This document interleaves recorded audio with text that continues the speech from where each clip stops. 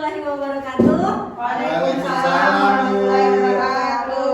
Apa kabar ibu-ibu kader semuanya? Alhamdulillah sehat, Bu. Ibu-ibu kader tahu nggak kenapa disuruh kumpul ke sini? Tahu, Bu. Pelatihan kader. Iya, pelatihan kader. Nah, di sini saya akan menjelaskan bagaimana cara kita untuk penimbangan berat badan. Ya, di sini ibu-ibunya sudah pada tahu belum gimana cara yang benar untuk menimbang berat badan? Belum ada yang tahu ya. Di sini saya jelaskan dulu ya untuk cara penimbangan berat badan. Pertama kita harus menyiapkan timbangan. Ya, langkah-langkah pertama, ibu-ibu pastikan kalau timbangan ini sudah pernah dikalibrasi. Kedua, pastikan juga lantainya ini harus benar-benar rata, tidak boleh yang bergelombang. Tempat rata ya. Terus yang ketiga, kami minta ibu kadernya maju. Ibu kader, terima kasih. Sebelum ibunya naik ke timbangan, kita pastikan dia tidak membawa handphone. Terus kalau dia menggunakan ikat pinggang, pastikan dia ikat pinggangnya dilepas. Kalau bisa dilepas ya. Terus kalau dia mau naik ke timbangan ini harus melepas alas kaki. Selanjutnya kita untuk melihat hasil, pastikan muka ibu harus sejajar dengan petugas. Tidak boleh apa sih namanya? Nunduk. Tidak boleh nunduk ya. Setelah itu baru kita lihat hasilnya. Ya ibu-ibu paham? Ya, paham, Bu. Dan sampai salah untuk pembacaan dan peletakan timbangannya karena itu akan berpengaruh ke IMT-nya. Jadi kita untuk mengkategorikan dia itu kurus, sedang, obesitas ataupun over obesitas. Jadi harus benar-benar yang saya jelaskan tadi harus benar-benar semuanya dilakukan dengan baik. Bagaimana ibu-ibu kader, apakah sudah paham? Paham, Bu. Bisa dilakukan di kampungnya masing-masing? Insya Allah siap. Ya sudah, kalau seperti itu saya tutup. Assalamualaikum warahmatullahi wabarakatuh. Waalaikumsalam warahmatullahi wabarakatuh. Assalamualaikum warahmatullahi wabarakatuh. Selamat siang. Salam sejahtera buat kita semua. Tapi Pak pun. Ya. Ya, Bun. Terima kasih. Pada waktu dan kesempatan ini kita akan memberikan edukasi kepada kader-kader di posyandu kita tentang mengenai diabetes, ya.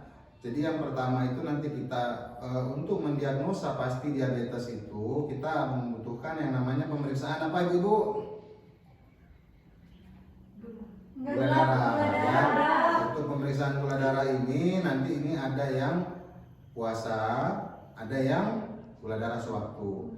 Kemudian untuk nakes nanti beda lagi. Kalau yang untuk nakes kita nggak usah bahas, ada pembahasannya nanti ada HbA1c ya. Jadi kita ini yang pertama kita akan memberikan edukasi ataupun screening awal untuk penyakit diabetes. Contohnya seperti apa? Apa sih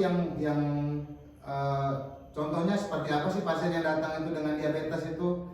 Ya nanti kita boleh tanya dari keluhannya, misalnya sering kencing malam, kemudian sering merasa kayak haus, terus seperti tangan dan kakinya kesemutan, itu mungkin gejala-gejala awal yang sering kelihatan, atau mungkin ada luka yang susah untuk sembuh ya. Jadi untuk kita nakesnya nanti kita akan melaksanakan pemeriksaan gula darah sewaktu posyandu ya.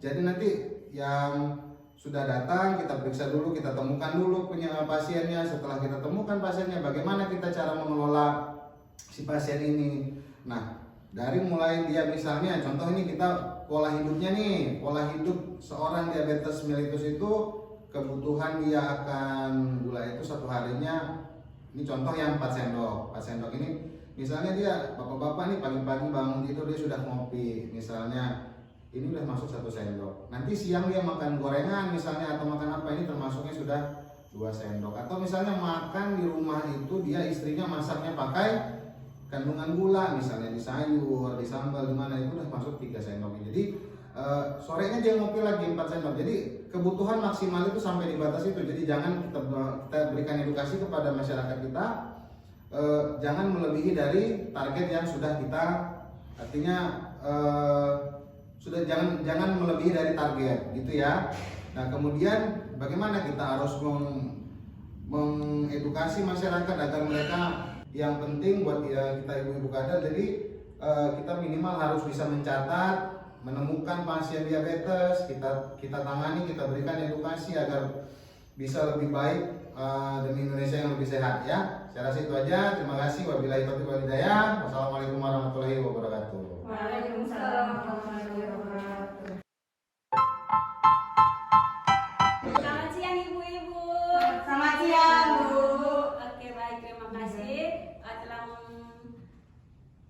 Telah meluangkan waktu untuk hadir di tempat ini. Hari ini saya akan mengedukasi ibu-ibu terkait dengan cerdik. Salah satunya adalah enyahkan asap rokok.